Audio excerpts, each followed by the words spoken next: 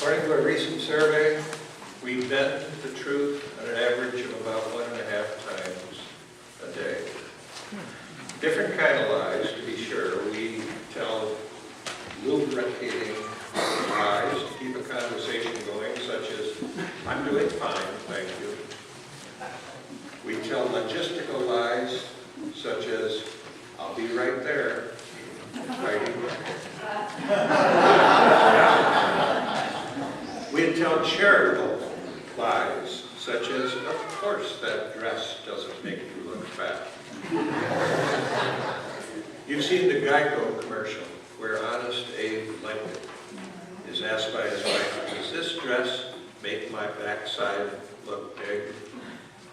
And after a short pause, Honest Abe answers truthfully, and Mary Todd marches off in a huff. Of course, most of our day-to-day lives don't rise to the level of the whopper told a while back by a lady postal carrier.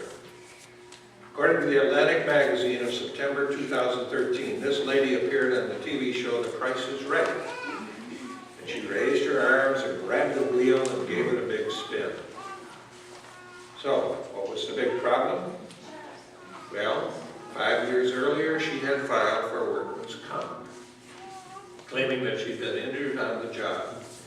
She had said that her injury left her unable to stand, reach, and grasp as part of her job.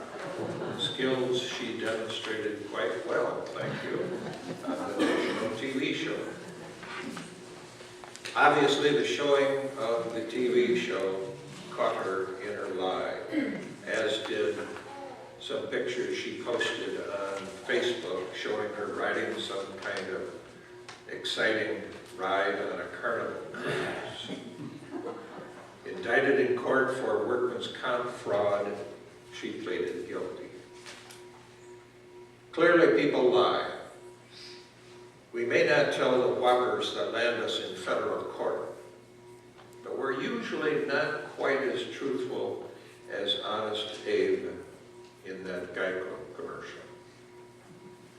So, is it okay to tell a charitable lie? Sometimes we call them little white lies. Or is every lie a violation of the 9th commandment? You shall not bear false witness against your neighbor. Maybe this is a good spot to look at our scripture reading for today from the Old Testament book of Exodus, chapter 20, verses 1 to 4, 7 to 9, 12 to 17, on page 58.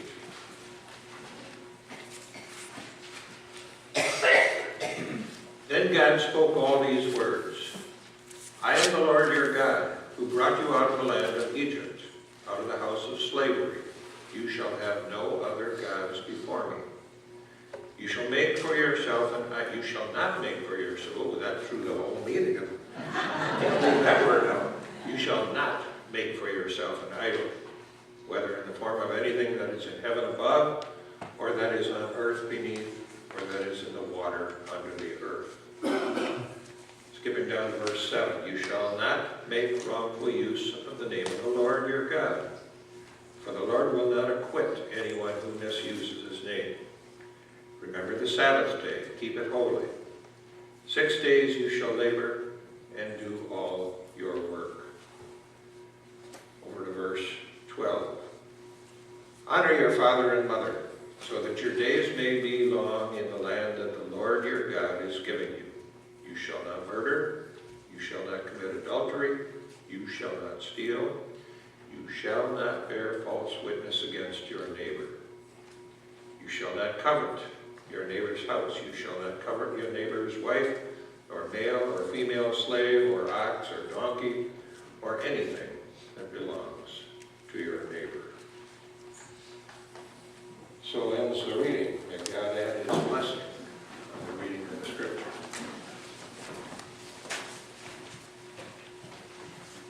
An author named Sam Harris believes that we should never lie. In a book appropriately called Lying, Harris makes the case that we can radically radically simplify our lives and improve society by merely telling the truth in situations where others often lie. This is true even with little white lies, which we so often tell for the purpose of sparing people discomfort or hurting their feelings. These are the lies that so often tempt us because they seduce us into thinking that we are being good people and simply being nice to others when we tell them such lies. You may want to know that this author, Sam Harris, is a well-known atheist and the author of a book titled The End of Faith. But we shouldn't hold that against him. In his studies about lying, he is right in line with the ninth commandment, making the case that most forms of private and public evil are rooted in lying. Adultery, financial fraud, government corruption, all of these are connected to a willingness to lie. So God says to Moses and the people of Israel, "You shall not bear false witness against your neighbor." He is saying that people should not distort reality, especially in court. The truth should not be twisted in order to serve our own interests or to advance a political agenda. I don't know about you, but I don't know who to believe between Terry Lynn Land and Gary Peters. They keep saying, on a public level, and there certainly is a public level, propaganda should never be used to cover up or distort the truth. God knows that truth-telling adds to the vitality of the entire community, and that our honesty should always be radical, in the sense of being at the center of our life together. Radical honesty means fundamental honesty, truthfulness that grows out of the root of community. Author, atheist Sam Harris would agree. In his book, he says that lying is the intentional misleading of others when they expect honest communication. Lying always hurts relationships, even if the deceptions are minor. Harris says that all forms of lying, even little white lies that are meant to spare the feelings of others, are associated with less than satisfying relationships.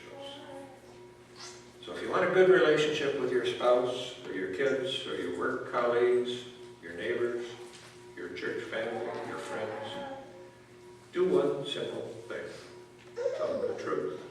Of course, this is easier said than done. Harris was recently chatting with a friend, and the friend asked him, "Do you think I'm overweight?" And Harris sensed that the friend was just asking him for some reassurance. But Harris wanted to be truthful with him, instead of telling him a little innocent white lie. So he said, "No one would ever call you fat, but if I were you, I'd try to lose about 25 pounds.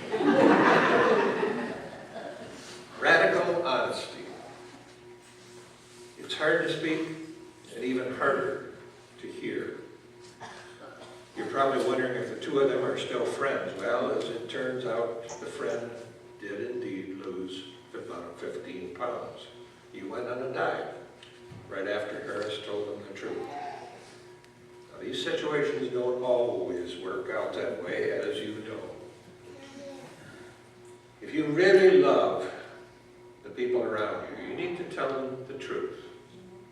Don't hide information that might help them make changes and improve their lives. Don't encourage them to keep walking in directions that are going to hurt or disappoint them. You shall not bear false witness against your neighbor, says the ninth commandment. Don't tell a struggling ball player to keep trying when it's obvious he's a lousy ball player. His efforts maybe can be better used in some other direction. Don't make up an excuse about why you can't meet a friend for dinner. If he or she discovers your lie, they'll have a tough time trusting you in the future. Don't withhold constructive criticism about something a friend or a colleague is trying to do. Sparing others disappointment and embarrassment is a great kindness, says Harris. Does this mean a person is obligated to be truthful in every situation? Here's a test. What if a known murderer is standing at your door looking for a boy that you are hiding in your house? He asks you if you've seen the boy. Do you have to say yes? Would it be wrong to lie and say something like, I just saw him run down the road? Harris admits that it's tempting to lie in a case like that if it protects an innocent life. But a truthful response could still be made by saying something like, you know what, I wouldn't tell you under any circumstances. Take off, or I'll call the police. That's not lying. The New International Version of the Bible gives us a unique translation of the Ninth Commandment. It says in the NIV version, you shall not give false testimony against your neighbor. This focus on testimony reminds us of the importance of testifying accurately, especially in court, and how it's so much easier to keep your story straight when you tell the truth. Author Harris says one of the biggest problems for the liar is that he must keep track of his lies. This can require a lot of hard work, all of which comes at the expense of communication. In short, the truth is easier. Lies can be tough, can be a lot of work. If you want to relax and feel comfortable with the people around you, tell them the truth. Lying clearly affects our relationships with other people, and it can make it easy for us to violate most of the other commandments as well. A young person who has a habit of deceiving his parents is not going to be able to abide by the fifth commandment, honor your father and mother. A spouse who breaks the seventh commandment, you shall not commit adultery, usually is quite good at lying. Murder, theft, covetousness, these sins usually involve lying to ourselves and to others as well. To lie, says Harris, is to recoil from relationship. Lying, of course, can also affect our relationship with God, because He wants us to have an open and honest relationship with us. The first four of the commandments deal with our relationship with God. The first one challenges us to put God first. The second prohibits the worship of idols. We're going to talk about that in our small group sessions. The third prohibits the misuse of His name. And the fourth requires that we remember the Sabbath. All of these commandments are meant to draw us into a deeper personal relationship with God. And all of them are undermined by dishonesty.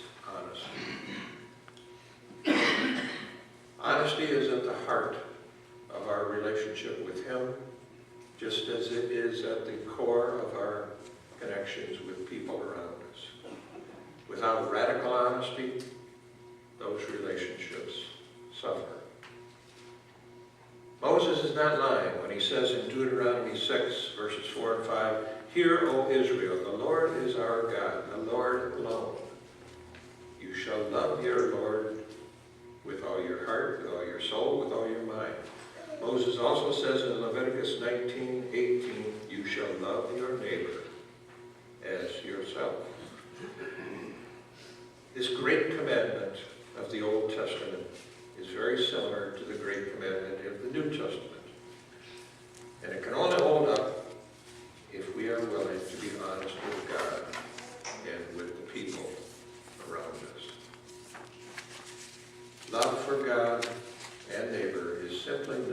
possible if we bear false witness or false testimony. So we need to do what we can to make radical honesty the basic root of our life together. Let us pray. Father, help us to be truthful in all we say or do.